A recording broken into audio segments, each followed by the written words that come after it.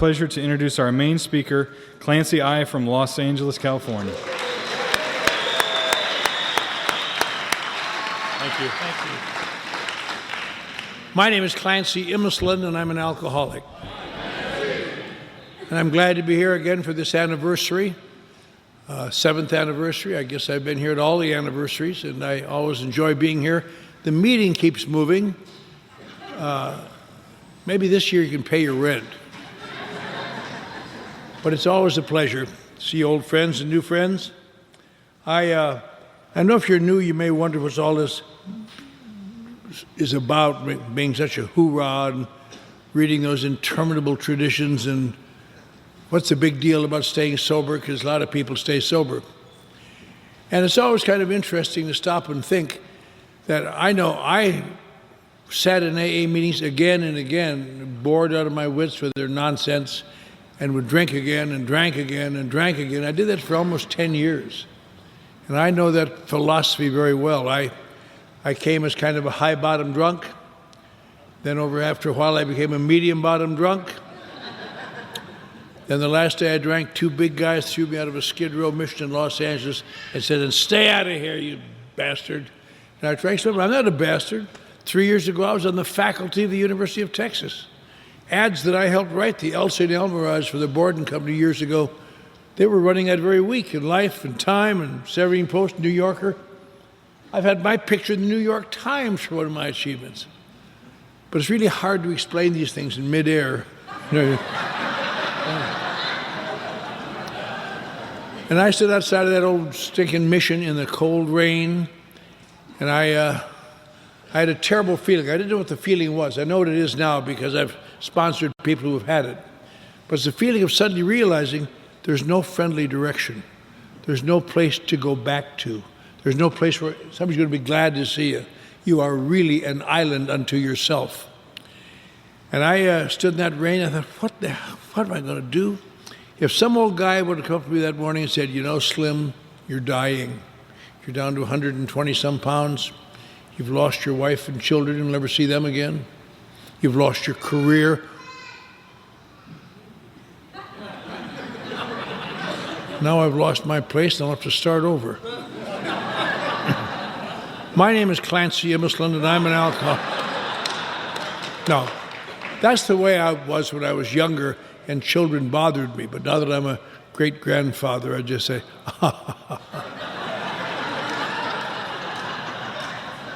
must be a wonderful little tyke. But this guy might have said to me, you know, once upon a time, they called you a boy genius once upon a time. Now you can't get a job washing dishes. He said, you've lost everything you own. You had when you were run out of Texas, a guy gave you a drive to Los Angeles, a car to drive to Los Angeles, and you got drunk and lost the car in Phoenix. And that's where you never found the car again, all your personal possessions, all your clothes, all your ID. And that's where they got in a beef that night with the cop, and they threw you in jail overnight. And that's where in the middle of the night, that hot jail, you got so sick you threw up accidentally on somebody's bunk, and then laid down on the floor and went to sleep. And the guy came back and found his bunk full of vomit, and a drunken fool on the floor, and you damn fool. I probably didn't mean to do it, but kicked out your front teeth. That's why you have no front teeth. That's why your mouth is bleeding. And he might have said, you know, you're an only child, and your little mother up in Wisconsin is no longer allowed to accept phone calls from you because your stepfather's so tired of watching you play on her emotions, so she'll go down to her tiny little bank account and take out a few more dollars and send it to her little boy and see if that'll help him. And he'd rather have you think you're dead than the way you are. And he might have said, you've been sitting in AA meetings off and on for almost 10 years now, and you sit and smirk and think, how long is the heat going to be on? Do I have to keep going to these damn meetings? They're damn old nonsense. And now you're dying, he might have said. And he might have said, why don't you go back to AA one more time and admit you're an alcoholic and see what happens? And if some guy had said that to me that morning, and if I were in a mood to be honest, which I may or may not have been, I'd have had to tell him, pal, you don't understand. I'm not an alcoholic. I wish I were. My life would be so much more simple if my problem was alcohol. But my life, I know there's something wrong with me. I've known that since I was a little boy. It seems to me when I was a little boy, I always had the feeling there's something missing in me. I don't know what it is, but I know when people like me at a distance, but up close they don't seem to like me so well. They see something in me that I don't know what it is. And I always thought, when I grow up, I'll outgrow this. And I grew up, and it's almost as though when I was a kid thinking, people are supposed to feel like this inside, and I kind of feel like this all the time inside for one reason or another, and it's discomfort and unpleasant. And I thought, when I grow up, it's going to be different. And I grew up, and it was different in some ways. I had different reasons, different understandings, but I still felt that way. And I spent thousands of dollars in psychoanalysis because I became somewhat successful as a writer, and I had some money, and I discovered all sorts of things. I didn't realize I'd been hurt so much. And I really liked psychoanalysis. People say you should go to psychoanalysis. I liked it. I always felt better after every session. And it wasn't for 25 years later I understood why. About 30 years ago, I had a guy I sponsored who came to me. He told me about a new group he belonged to called Adult Children of Alcoholics. And at that time, I'd never heard of it. I said, what the hell's that about? He says, well, why don't you come to a couple of meetings with me? So I went to a couple of meetings with him, and in the middle of the second meeting, it suddenly struck me. This is what psychoanalysis did for me. This is why I liked it. It was a great thing. Because what psychoanalysis did, what they intended to or not, and adult children of alcoholics do, they have a solution to a very deep problem. And that problem is long-term and intense, deep-seated guilt. I don't know any emotion that's more painful than deep-seated guilt. And that's what eventually, not only the guilt of the big things that seem so dramatic, but all the little things, the crappy things, the things you should have done and didn't do, the sins of omission. And it's just, when you think about it, they make you crazy. And I know of no way to get rid of them. When I get drunk, they go away for a while, but they come back again. Now, what do you think of a philosophy or a treatment, which adult children of alcoholics had, and psychotherapy, that gets rid of that feeling? Do you know how they do it? The patient becomes convinced that he or she is and has always been a victim. I have been hurt. When I needed love, they didn't give it to me. There was coldness and whatever. You could just on and on, all the things. We all can look back in our lives and think, God, I could have been something. I just think the epitome of this is the movie On the Waterfront, where the guy sits in the back of his car and says to his brother, you should have taken care of me, Jimmy. I could have been a contender. And we all know that feeling. I could have been something. And you say, how does guilt get rid of that? Or how does that get rid of guilt, I should say? Because it becomes, as you go through the treatment, it becomes more and more apparent that it's their fault. They made me this way. I can't feel guilty of what they've done to me. And the guilt gradually dissipates. And it really is great. I'm coming out of the treatment. Boy, come on. Boy, I'm sure glad to know that I was hurt by the depression. Didn't even know there'd been a depression, but now I can see it. Yeah. Stop and have a couple drinks over that. And you think, well, maybe that's fine to get rid of this feeling. That's great. And maybe it is for most people. But I'll tell you something. Nothing is ever free in the world. Nothing is ever free. There's always some little price tag hidden somewhere. And there's two pretty big price tags for victimization, but you only see them in retrospect. One is that whether you intend to or not, you set up, you sustain, and enhance resentment. Resentment to the people who failed you, resentment to the situations where it didn't work out, resentment. If you sit in an ACA meeting, there's no laughter in those meetings. It is comparative resentments. And then the other thing that you have to accept is the other price tag is that you must accept the fact that you've been made different and you're going to stay different. I heard one of the gurus say one time, we're like trees, and when we were saplings, someone reached within us and ripped out our soul. We continue to grow and we look like trees, but inside we are empty. And you may think to yourself, well, maybe it's worth it to maybe it's worth it to get rid of guilt, to have those things. You know, they're inconveniences, but guilt is a terrible thing. And maybe they are for most people. But when you get here and you stay here a while, you might be startled to learn the two significant causes of alcoholic demise: resentment and feelings of difference. And great many people here have had unhappy childhoods or bad things happen to them. But the great thing about Alcoholics Anonymous that I never knew until it happened to me is that if you do these things long enough, the day comes when you can say, that was terrible, but that was then, and this is now. I remember calling, after that meeting, I called up a friend of mine, Dr. Bob, one of our co-founders, his son. I called him up, I said, I've been to this thing called Adult Children of Alcoholics, Bob. I suppose you're going to be president. You're the original adult child of an alcoholic. And I thought that was cute, and he apparently had heard about that before. He was quite testy. He said, no, I do not choose to spend the rest of my life playing out the role of a wounded 16-year-old neurotic. And I said, oh, well, see you around, Bob. Yeah. But that's really the way it is. That's what's so bad about that. And it's so easy to slip into victimization, because when you get what they've done to me. But the great thing here is that you become predetermined. I mean, you predetermine your life yourself. And I stood in that street corner, nobody talked to me, and one day, not one day, that later that same day in the rain, I knew I had to get out of the rain, I was going to die, I felt. And if you're going to be a long-term slipper, let me give you some hope. Whenever you get so bad that you can't even, nobody can stand you, you can always go to an AA club. That's the only place in the world where the worse you look, the better they like it. Look at this one, Jim, he's mine.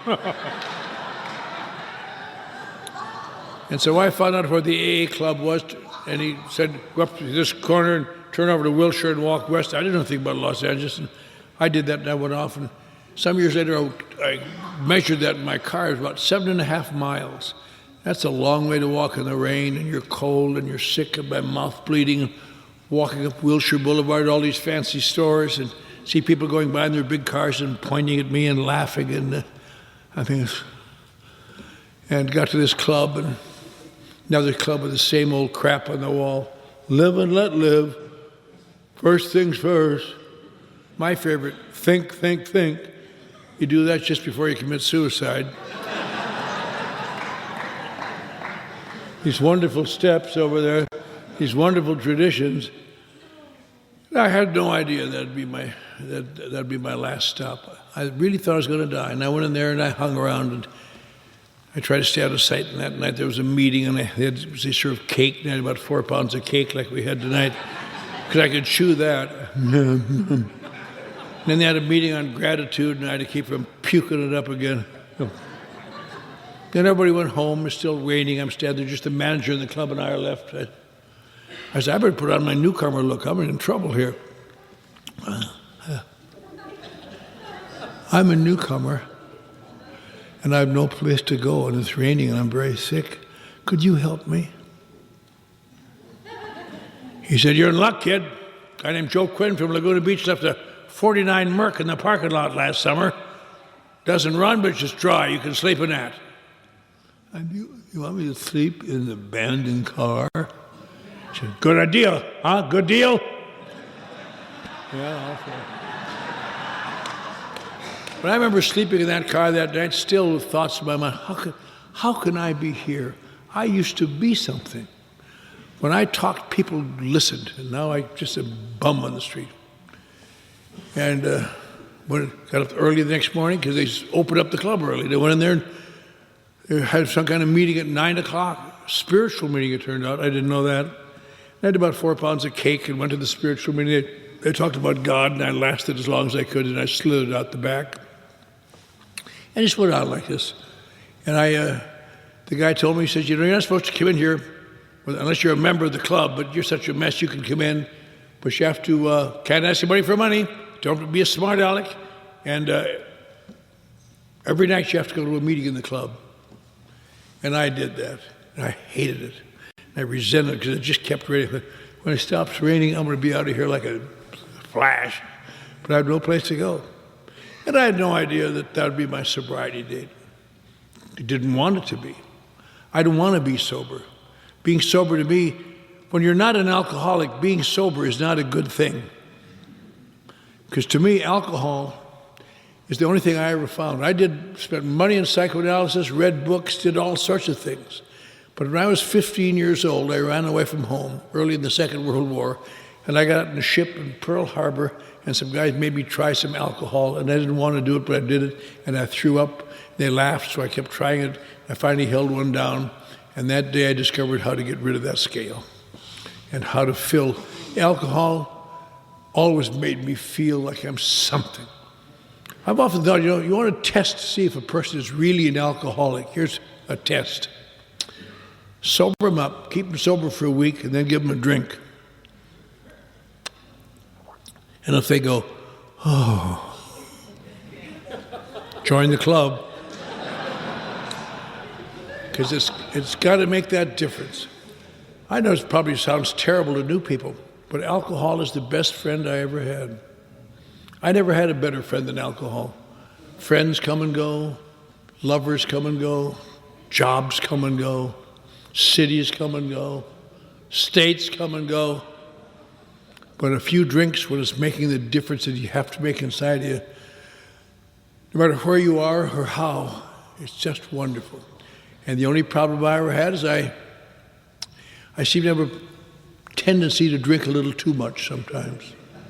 Or as I prefer to think, as my psychiatrist told me, I have many times been thoughtlessly overserved.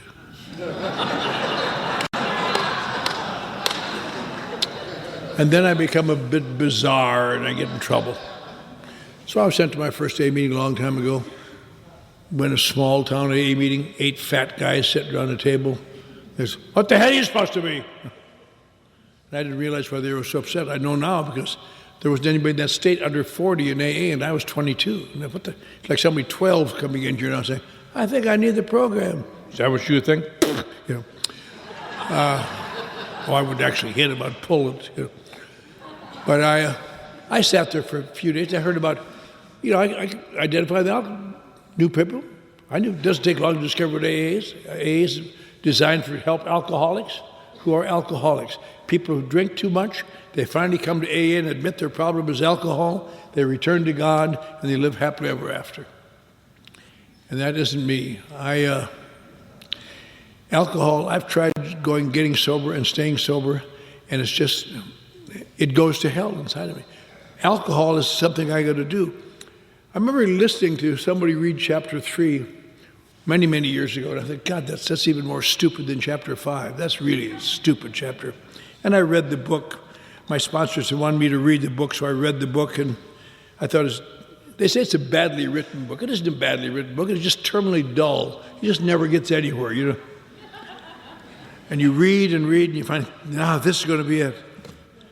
If you're thorough at this stage of your development.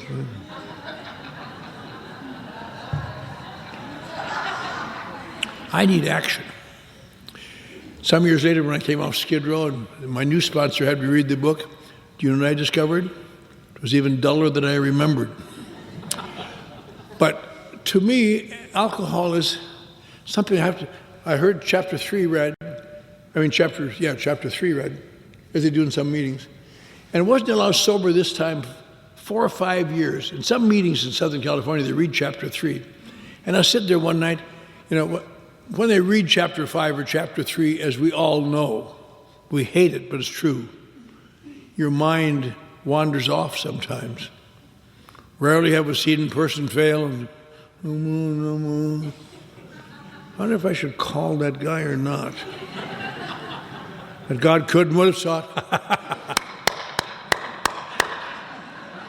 That's just because we're human beings and they're a dreadful bunch.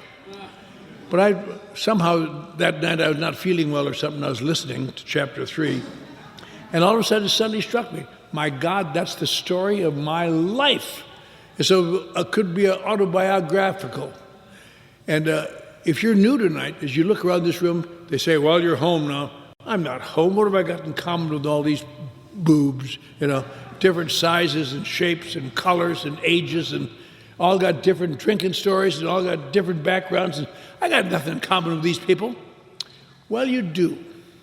Because it turns out people like us, let me go back one more step and say, there seems to be types of alcoholics. There's a type of alcoholic, apparently, who, when faced with tremendous crisis, loss of a job, loss of a family, death in the family, they quit. And they never drink again. These same people come out of treatment centers, and they quit. And they never drink again. I know a number of people like that. There's a big hospital up in Seattle called Schick Shadell, and they advertise, we will cure your alcoholism in 30 days. And we think that's stupid, but they got all the names on the wall.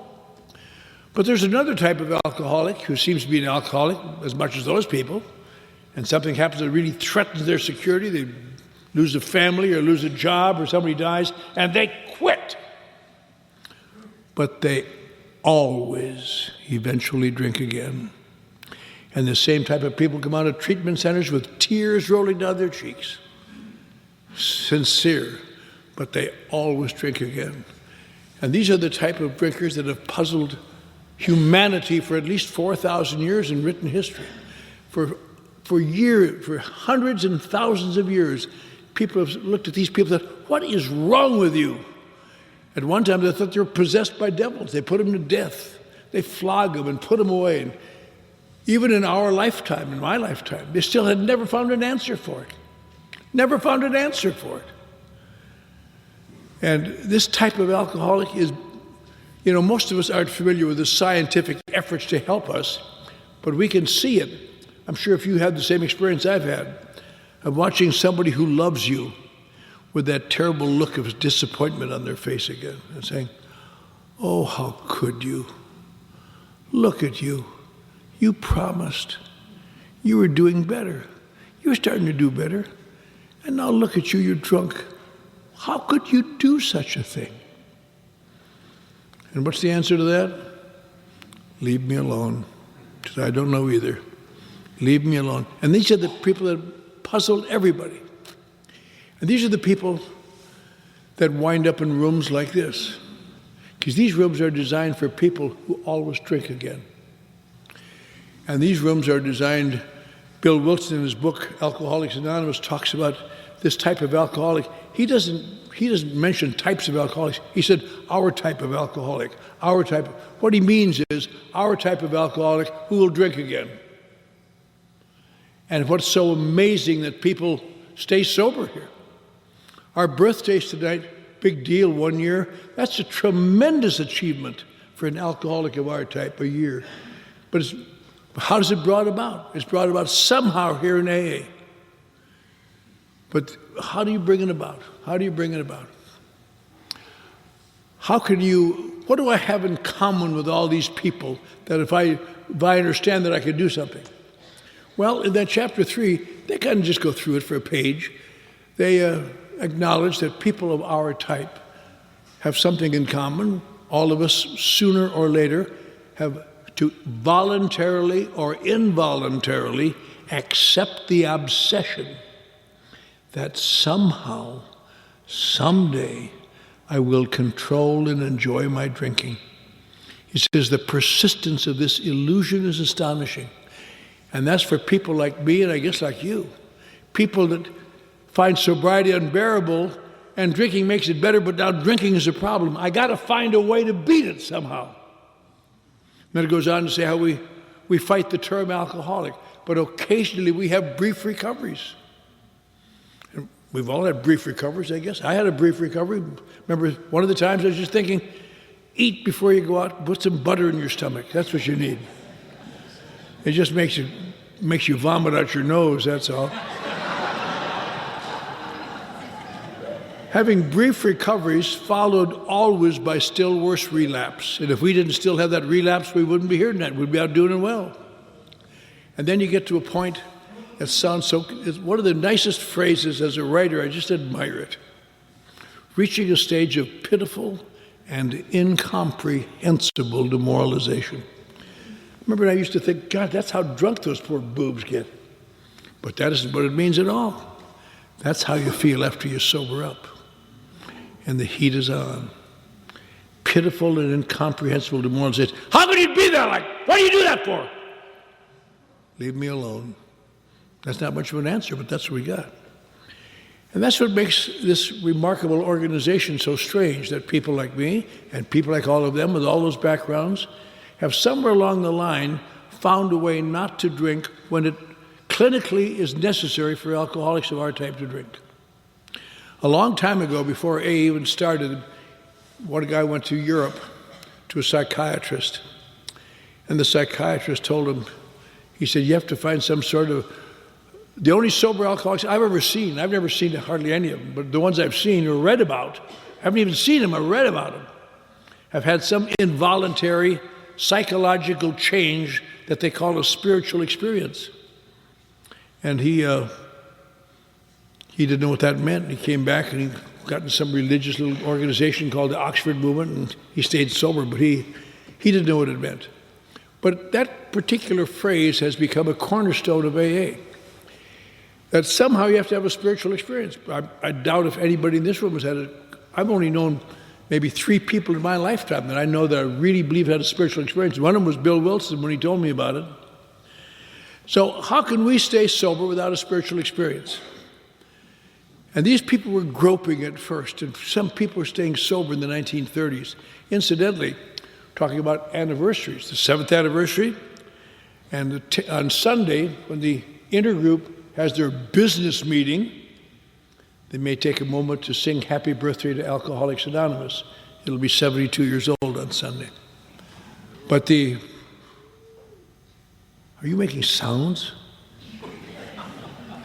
This is the signal for sounds. This is choked sobs.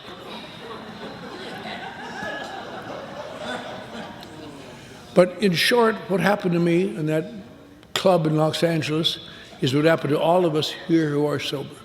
Somehow or other, we stayed long enough to begin to overcome the absolute killer defense that kills people like us. It's not even a big thing. It's something we all come here with, I believe. I know you want to help me, but my case is different. You don't understand. And that doesn't sound like much, but that I'll tell you the result of that. According to the figures from the National Institute of Health about, I guess, 2004, the most recent ones I've heard, it is estimated in America, where there's AA everywhere and treatment centers everywhere and ways to get better everywhere, that alcoholics of our type, our mortality rate is still above 90%. Over 90% of alcoholics like us in America will die as a result of drinking. And if you kind of knew, you know that this is nice, but maybe we should be in Akron, where it was founded. Akron has the same relationship to AA that Bethlehem has to Christianity. Something nice happened there once, but not for a long time. In America, where people stay sober in pockets of enthusiasm. But the thing that makes AA work is that somehow people get through that wall of my case is different. How do they do that? I'll tell you how it's done. Because there are no psychiatrists here, there are no doctors here, there are no clergymen here. They are, but they're here as alcoholics, not for their trade. And what we have in common, I can, maybe, has happened to me. I found myself hearing people talk about feelings that I thought I was the only one in the world that had.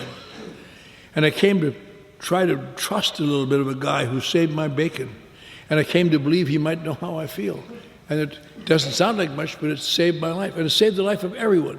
The whole story of Alcoholics Anonymous is unlike any other therapy in the world. This is the only therapy in the world where one drunk talks to another drunk. And the purpose of that talk is to little by little get this guy to maybe momentarily open up his armor. Oh, you know that too? And little by little come to understand you're not so different. But even that in itself is nice, but that won't keep you sober. There has to be some sort of a change in my life that I don't even know what I have to change. And that's what all this talk about the steps are for. The steps don't even seem to make sense to anybody who's got the cursed with the ability to think, I'm going to admit my problem is alcohol, and therefore my life's unmanageable. I'm going to turn my life over to God. He's going to make me sane. Jesus is going to announce, write about it, and read it to some boob that'll babble it all over town. I'm going to ask God to make me perfect, and I'm going to make amends to people who've been screwing me for 30 years. And then I'm going to meditate for a while. If I get through that without committing suicide, I'm going to try to help somebody else. Not what I would call a system of recovery for a man of my sensitivity. And yet, that has changed more lives. That book, that dull book I talked about, has changed more alcoholics of our type in the last 72 years, or actually 66 years, 67 years, than all other therapies combined in the history of mankind. And we have been given a great advantage over most of the alcoholics in the world. We, without any volition of our own, we have been fortunate enough to be born into an era where that help is available. And it doesn't sound like much, but up until just a few years ago, people like us were just put in hospitals and put in asylums and sent away or kept in the back room. There's become a curse of the family. I was like that with the phrase the Irish use for the alcoholism, the curse. The curse. Yes, your dad had the curse, that's why he died. No treatment, no nothing. And it turns out that the problem here, if you could stay here long as we discover, I'm going to oversimplify because we don't have a lot of time. I always knew I couldn't be an alcoholic because my problem wasn't really alcohol. My emotions were out of whack, and alcohol made me feel better. And that's what made it better, and somehow, at the end of that little chapter 3 I was quoting, it talks about what people like us do. We change from one kind of booze to another. Maybe that'll do it. Or I'll just drink beer. Or I'll just drink wine. Or I'll take some physical exercise. Or I'll read spiritual literature. Or I'll take a trip. It gives a whole paragraph of things. And I've tried every one of those things. And sooner or later, they never work because the emotions get to a point where you have to have relief. And if you really hang on, scientists say that people like us can get to a point where you literally must drink to preserve your sanity. And I stayed sober once in Texas because I'd been in jail when my son died, just overnight, but it was the wrong night. And I took a vow in his casket to drink, not to drink, and I stopped drinking then and thereafter. And 2 months later, I was in the Texas State Insane Asylum as a suicide. It just got so bad I couldn't stand it. Now, people like us can't stay sober. Now, what is going to make us stay sober? These 12 steps, and this fellowship, and being around people, and eventually getting to believe that people know that how you feel, and you're not so different after all, that there's a name for the emotions you have. And it's not alcohol. It is called alcoholism. You might think, what's the difference? Alcoholism, is that some sort of a game? Not at all. An alcohol problem, if you got an alcohol problem, you have to come to these meetings, they'll tell you that. You don't need AA. You shouldn't even waste the time in AA. If your problem is alcohol, here's what you do. You quit drinking and you clean up your act, and you're home free. However, apparently you suffer from that thing called alcoholism, which unfortunately for you and me looks almost exactly the same to the naked eye.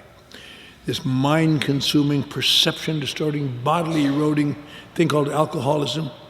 You'll discover that stopping drinking and cleaning up your act has no significant long-term effect on your life other than to gradually make it so painful you can't stand it. And you'll know that your case truly is different and nobody understands and nobody can understand. And so it turns out that when the disease is alcoholism, something has to be done or we must certainly drink again. And what is done is that in Alcoholics Anonymous, all of the forces here of friendship and fellowship and sponsorship is to little by little get me to take actions that I can't see how they can help me at all. And the net result of that is this.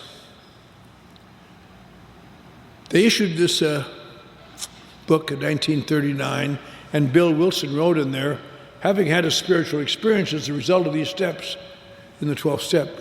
And his followers came up and said, Bob, Bill, you never experienced as a result of the 12 steps? You got in the hospital while you were loaded.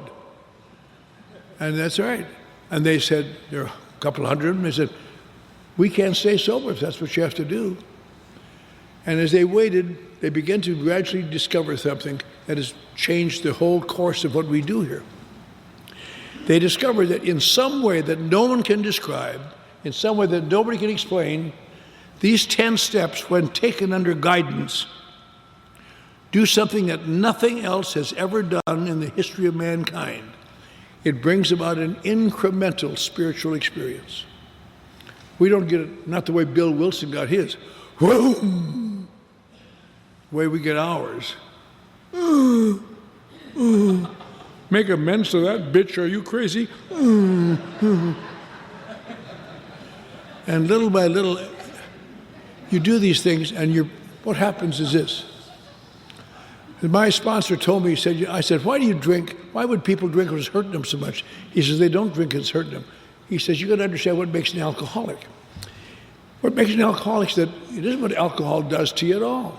It's what alcohol does for you. And he had a Coke in his hand, and he said, when I have a few drinks, it almost instantly alters my perception of reality. When I have a few drinks, it almost instantly changes my relationship to the world around me. When I have a few drinks, it almost instantly makes me taller and more self-contained, and them smaller and less threatening. I said, Jesus, Bob, what's wrong with that? He said, because it isn't really happening, you moron.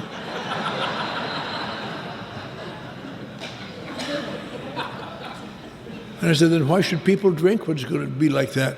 He said, that's the other part of the illness. He said, people like us, our emotions are just a little unkempt. And sooner or later, they get to a point where we have to have relief. And relief to people like you and me is a few drinks. So to be an alcoholic, that doesn't mean you drink until you die on Skid Row. You drink till you stay sober, till you drink, till you stay sober, till you drink, till you stay sober. And every time you go back and forth, you say, but my problem isn't alcohol. You don't understand. All that crap you're talking about can't help me. And every one of us have gone through that. And that's why it's necessary to stay here and hopefully find someone that you trust and ask them to help you.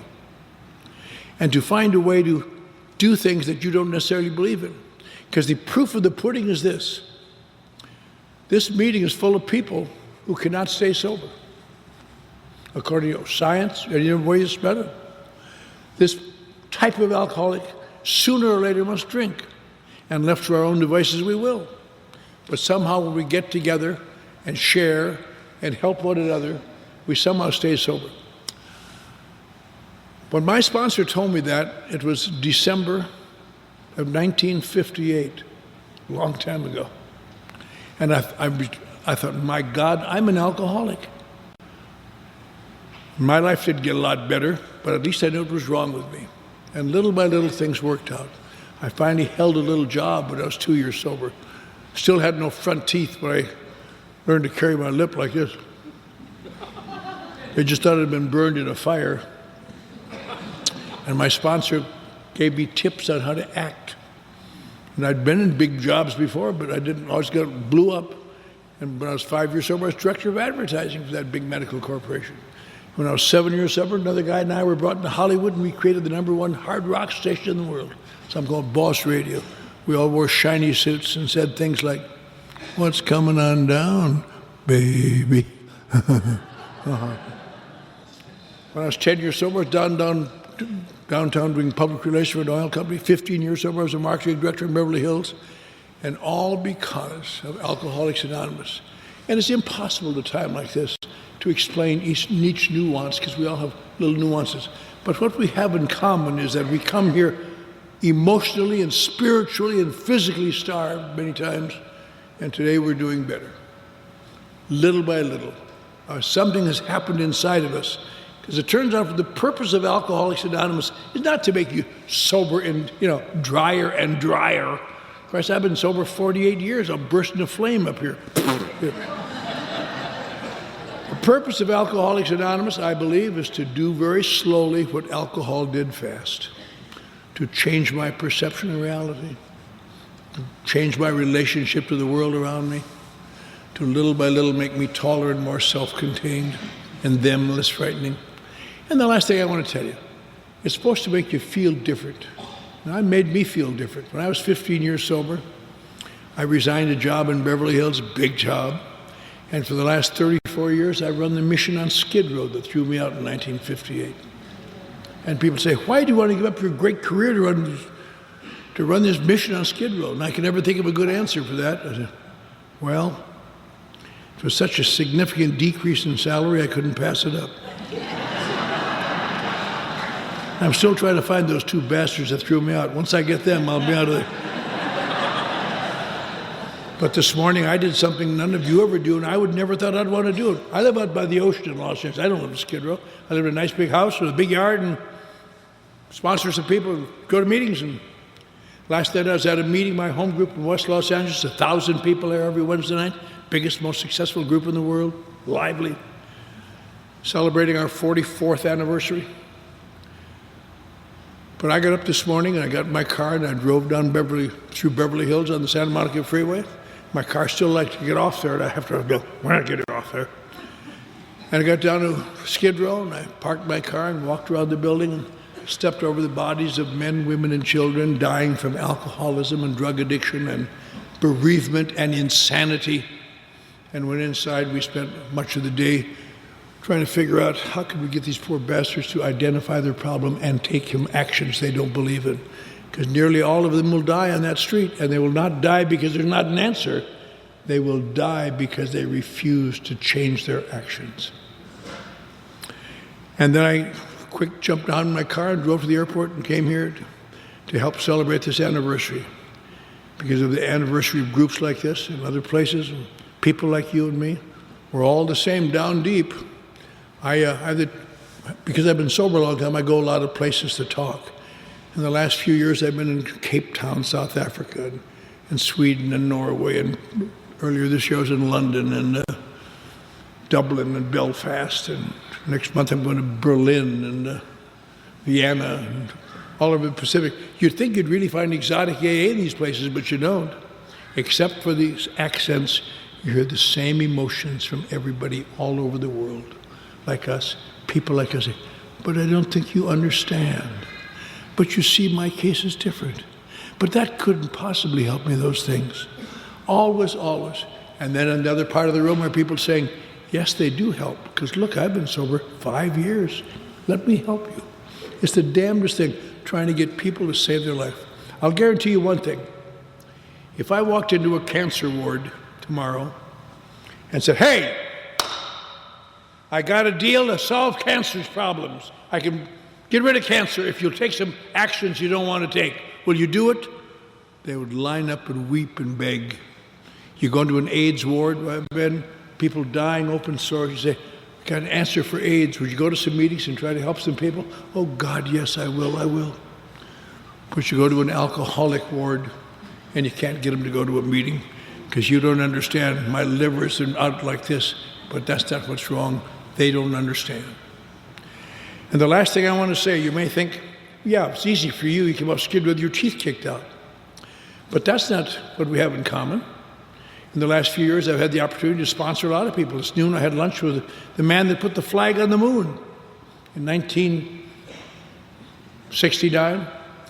And I sponsor Academy Award-winning directors and actors and workers and lawyers and ditch diggers and guys who can't get a job doing nothing.